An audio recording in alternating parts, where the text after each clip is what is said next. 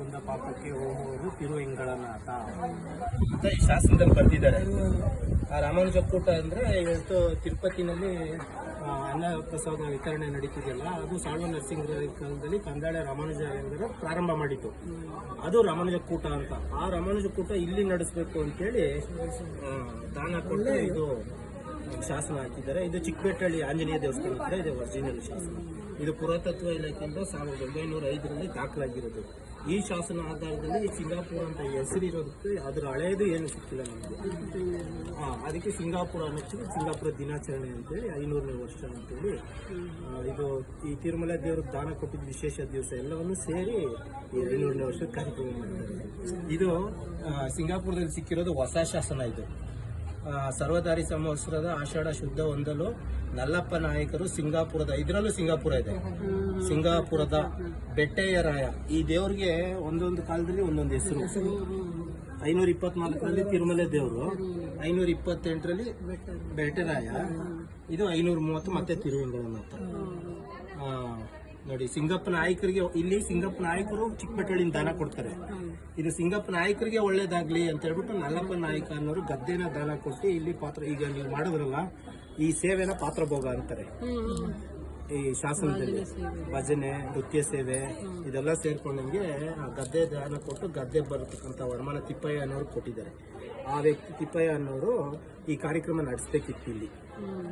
ನಿಜವಾಗ್ಲೂ ನೀವೆಲ್ಲ ಈ ಕಾರ್ಯಕ್ರಮದಲ್ಲಿ ಇದೆಲ್ಲ ಮಾಡಿದ್ದು ಬಹಳ ವಿಶೇಷ ಆಯ್ತು. ನಿಜವಾಗ್ಲೂ ಇದು 530 ಇಸ್ವಿ. ಇದು ನೀವೇ ಓದ್ಬೋದು ನೋಡಿ. ಇದು ಅಕ್ಷರ ಸ್ವಸ್ತಿ ಶ್ರೀ ಜಯಾಭ್ಯುದಯ ಶಾಲಿವಾಹನ ಶಕ ವರುಷ 1452 ಅಂತಂದ್ರೆ ಇದು ಶಕ ವರ್ಷ. ಅದನ್ನ ನಾವೀಗ ನಮ್ಮ ವರ್ಷಕ್ಕೆ ಟ್ಯಾಲಿ ಮಾಡಿದಾಗ 78 ಸೇರಿಸಬೇಕಾಗತ್ತೆ. 78 ಸೇರಿಸ್ಕೊಂಡ್ರೆ 1530 ಇಸ್ವಿ ಬರುತ್ತೆ. ನೀವು ವಿಕೃತಿ ಸಂವತ್ಸರ ನೀವು ಅದು ಟ್ಯಾಲಿ ಮಾಡಿಬಿಟ್ರೆ ಅದು 530 ಬರುತ್ತೆ. ವಿಕೃತಿ ಸಂವತ್ಸರದ ಇಲ್ಲಿ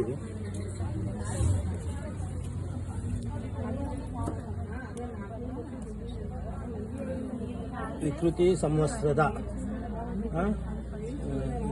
ಕಾಣ್ತಾ ಇಲ್ಲ.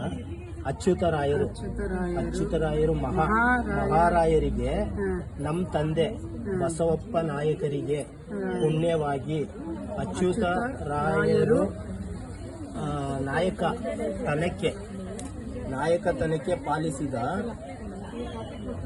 ಶಿವನ ಸಮುದ್ರ ಅಂತ ಹೇಳ್ತಾರೆ ಇಲ್ಲಿ.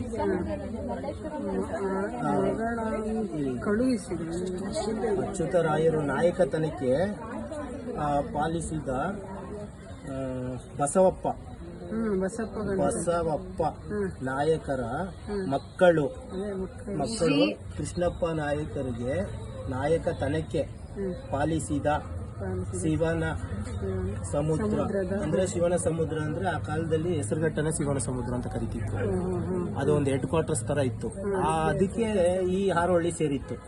ಶಿವನ ಸಮುದ್ರ ಸ್ಥಳಕ್ಕೆ ಸೇರುವ ಹಾರೋಹಳ್ಳಿ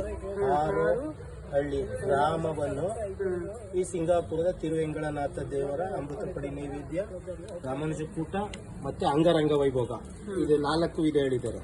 ಅಮೃತಪಡಿ ನೈವೇದ್ಯ ಅಂದ್ರೆ ಪ್ರತಿನಿತ್ಯ ಧೂಪ ದೀಪ ಆರಾಧನೆ ನೈವೇದ್ಯ. ಅಂಗವೈಭೋಗ ಅಂದ್ರೆ ಇವಾಗ ವಿಶೇಷ ಏನು ಅಲಂಕಾರ ಮಾಡಿದ್ದೀವಿ ಅದು. ಇನ್ನು ರಂಗವೈಭೋಗ ನೀವು ಇಷ್ಟೊತ್ತು ಮಾಡಿದ್ರಲ್ಲ ಅದು ರಂಗವೈಭೋಗ. ಇನ್ನು ರಾಮಾನುಜಕೂಟ ಇದು ಪ್ರಸಾದ ವಿತರಣೆ. ನಮ್ದೆಲ್ಲ ಏನೋ ಪುಣ್ಯ ಈ ಟೈಮಲ್ಲಿ ಇಲ್ಲಿ ಒಟ್ಟು